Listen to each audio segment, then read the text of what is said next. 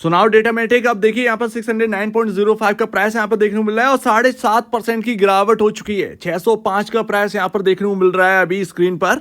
इसके साथ साथ यहाँ पर Q1 के नंबर का ही असर है, Q1 का प्रिंट आपके सामने आ चुका है और नंबर से अनफॉर्चुनेटली बहुत खराब है, बहुत वीक नंबर है, बहुत वीक क्वार्टर निकल गया है और ओवरऑल जो फ्रंट पर हम देखते हैं उन पैमानों पर भी खराब निकल चुका है रिजल्ट।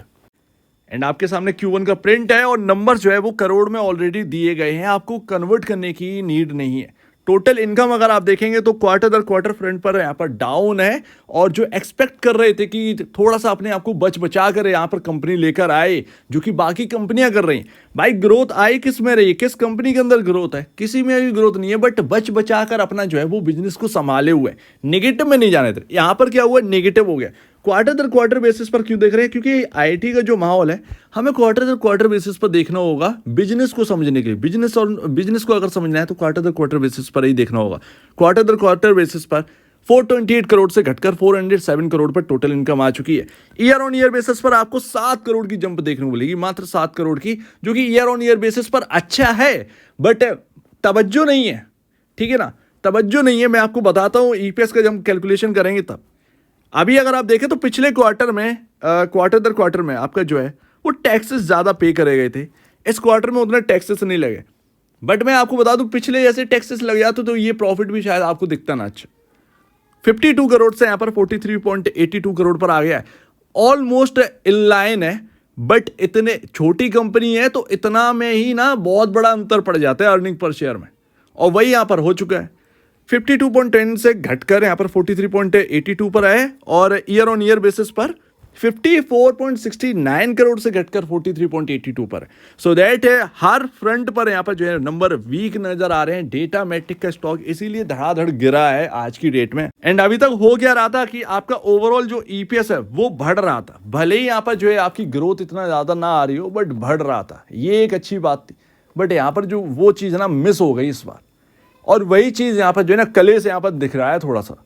तो यहाँ पर अगर आप देखोगे तो यहाँ पर जो ईपीएस है वो निकल कर आया है 7.37 का। ऑफकोर्स यहाँ पर प्रॉफिट आफ्टर टैक्स डाउन हुआ है ईयर ऑन ईयर बेसिस पर और क्वार्टर दर क्वार्टर बेसिस पर, तो आपका ईपीएस कैसे ही अच्छा दिखेगा। ईयर ऑन ईयर बेसिस पर 9.35 का था, और अगर आप देखें तो पिछले साल और फिर ये 2 क्वार्टर, तो बिल्कुल पिछले साल के कंपैरिजन ये 2 क्वार्टर जो है ना वो बिल्कुल कमजोरी दिख रहे हैं। वैसे तो यहाँ पर नहीं देखना चाहिए बट 2 क्वार्टर अगर हम एक साथ देखें तो भैया पिछले साल के कंपैरिजन बिल्कुल यहाँ पर स्लो डाउन सा है। 7.37 का ही ईपीएस रह गया है, 8.90 के अगेंस्ट यहाँ पर 7.30 का ईपीएस रह गया है। सो दैट ईपीएस में गिरावट है। अब ऐसा कौन सा यहाँ पर सेगमेंट है जो इनको इतना भारी नुकसान पहुंचा रहा है? डिजिटल ऑपरेशंस जो है वो काफी नुकसान पहुंचा रहे हैं क्वार्टर दर क्वार्टर बेसिस पर। ईयर ऑन ईयर बेसिस पर हल्का सा आपको डाउन है बट क्वार्टर दर क्वार्टर बेसिस पर 202.44 करोड़ जो कि सबसे बड़ा सेगमेंट है वो यहाँ पर गिरावट का यहाँ पर घेरा है। 164.81 करोड़ का यहाँ पर जो है रेवेन्यू निकल कर आया है 202.44 करोड़ के अगेंस्ट। तो ये ना सेगमेंट ये यहाँ पर ज़्यादा पेनफुल देखने को मिल रहा है डेटा मैट्रिक में। ऑफकोर्स आप शेयर होल्डर हैं तो कंपनी का एक पार्ट है, और कंपनी अगर थोड़ा सा प्रॉब्लम में जाएगी तो आप भी थोड़ा सा प्रॉब्लम में तो जाओगी, क्योंकि आप पार्ट है कंपनी के, तो कंपनी पर जो बात आएगी वो आप पर ही आएगी। तो इसमें कोई भी नाराज़गी या इसकी कोई नीड नहीं है, टाइम लगेगा बट ऐसा नहीं है कि सब कुछ खराब हो गया। ये भी ध्यान रखिए, कंपनी है कभी अप एंड डाउन से यहाँ पर जो है ना सेल्स होती रहती है, क्या बाकी आईटी स्टॉक्स में हुआ नहीं है। बट ये बात है यहाँ पर डिजिटल एक्सपीरियंसेस और डिजिटल टेक्नोलॉजीज का अगर कारोबार देखें तो ये बड़े हैं भाई साहब। बट यहाँ पर जो सबसे बड़ी मार है वो डिजिटल ऑपरेशन सेगमेंट से। एंड यहाँ पर बोर्ड का एग्रीमेंट है भैया, शेयर परचेज एग्रीमेंट यहाँ पर जो है ना कर रहे हैं, और 100% शेयर होल्डिंग जो है वो रखेंगे अपना Dextara digital UK private limited, Dextara digital USA Inc. तो इनमें यहाँ पर जो है रहने वाला है। खैर ये सब छोड़िए, अब यहाँ पर हुआ क्या है कि बॉस जो पी रेशियो है वो सडनली इंक्रीज हुआ, यानी कि अब आपके अंदर जो अंडर परफॉर्मेंस या अंडर वैल्यूएशन थोड़ी सी दिख रही थी वो अंडर वैल्यूएशन अब रही नहीं, अब वो थोड़ी सी बढ़ गई है, वो थोड़ा सा पेन ला रहा है। 33.57 का ईपीएस जो है ना वो घटकर रह गए 31.63, और बस यही चीज़ जो है ना वो मेरे मन को नहीं भाई।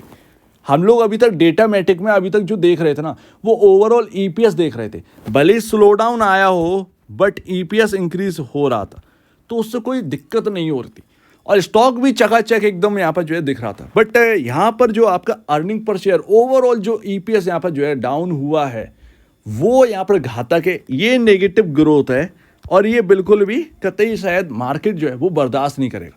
अब ऐसा नहीं है कि तोड़ फोड़ हो जाएगी स्टॉक के अंदर, ऐसा नहीं है कि एक झटके में जो एक अंडर वैल्यूशन थी वो खत्म होकर यहाँ पर जो है ओवर वैल्यूशन की ओर चला गया, वो ऐसा कुछ भी नहीं है। बट फिर भी यहाँ पर जो है स्टॉक के प्राइसेस पर जो पेन है वो बॉस दिखेगा, ये तो क्लियर है। और यहाँ पर ना कंसोलिडेशन मोड रहेगा इस स्टॉक के अंदर, आप देखेंगे तो कंसोलिडेशन मोड रहेगा। ऐसा नहीं है कि कोई हायर साइड जो हम 4 डिजिट या 4 डिजिट के ऊपर की बात करते थे, जो हम एक एक्सपेक्ट कर रहे थे कि नंबर अच्छे आएंगे तो 4 डिजिट में कहीं ना कहीं जाना हो जाएगा, वो शायद इस बार फीका पड़ रहा है। वो अभी ना, ये तो इम्पॉसिबल जैसी चीज़ होगी, नंबर के बेसिस पर तो इम्पॉसिबल जैसी चीज़ होगी, स्टॉक भले ही मूव कर जाए बट नंबर ये जवाब दे चुके हैं कि ये नंबर्स कुछ है नहीं। अब 605 का जो प्राइस चल रहा है, जानते हैं कि ये जो पी रेशियो है वो आपका, जब ये हायर साइड जाइए 5-6% की गिरावट आई तो उससे पहले जो आपका पी रेशियो था वो एक्चुअल में 19.42 के अराउंड था। अब देखिए जो ईपीएस घटा है ना, उसने पी रेशियो को बढ़ा दिया, घटाया नहीं है, कंफर्ट नहीं आया, कंफर्ट यहाँ पर छीना गया है।